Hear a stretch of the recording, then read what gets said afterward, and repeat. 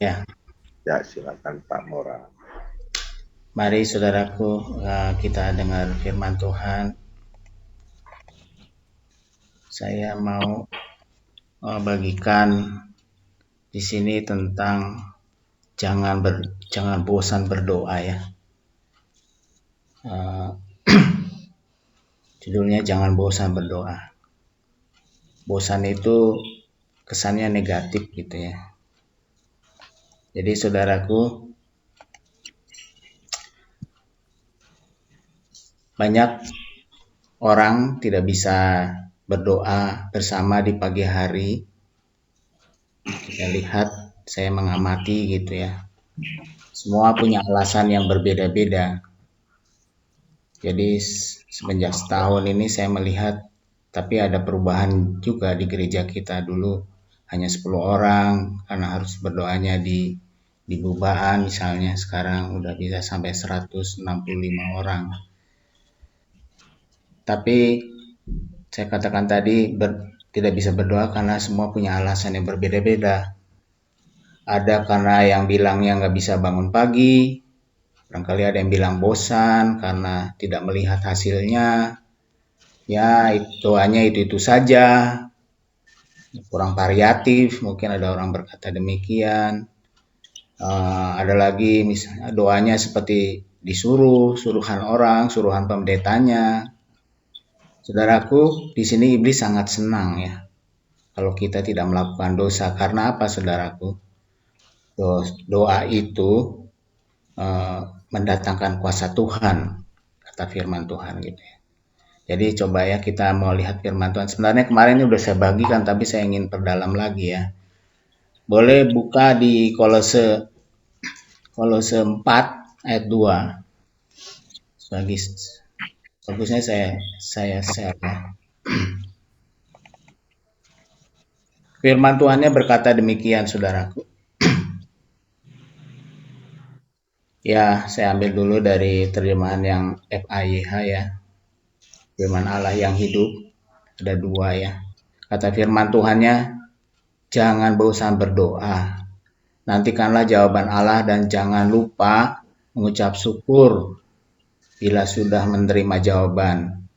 Bertekunlah, kalau yang terjemahan baru mengatakan bertekunlah dalam doa dan dalam pada itu berjaga-jagalah sambil mengucap syukur. Demikian firman Tuhan ya.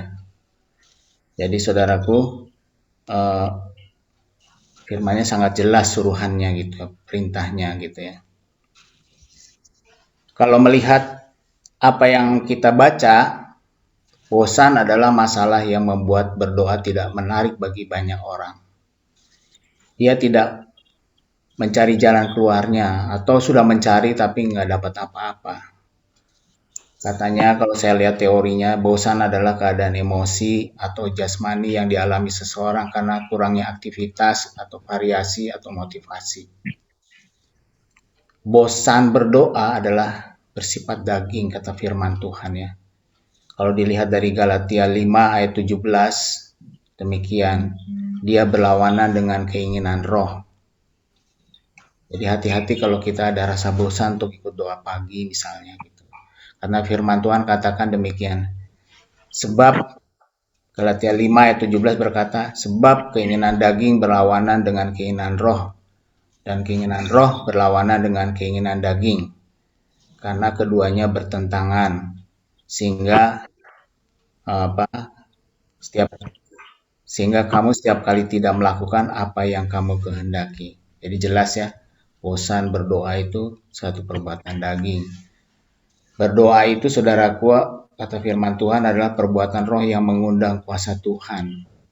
Kalau baca di Galatia 5 ayat 22 sampai 23, buah roh itu adalah kasih, sukacita, damai sejahtera, kesabaran, kemurahan, kebaikan, kesetiaan, kelemah lembutan, penguasaan diri. Tidak ada hukum yang menentang hal itu. Kalau kita nggak bisa menguasai diri, mungkin jadi bosan. Kalau kita nggak setia, bicara konsistensi, itu adalah kesetiaan. Ya. Firman Tuhan katakan, bertekunlah dalam berdoa ya. Jadi berdoa membutuhkan ketekunan kita, konsistensi kita. Doa adalah permohonan yang tak putus-putus. Dia selalu terus bergulir. Berdoa, saudaraku, dipakai sebagai sarana kita untuk mendapatkan pertolongan Tuhan dan buktinya sudah banyak. Berdoa adalah sarana melepaskan kita dari kekhawatiran kita. Berdoa menghadirkan kuasa Tuhan. Ada kekuatan Allah yang hadir di situ.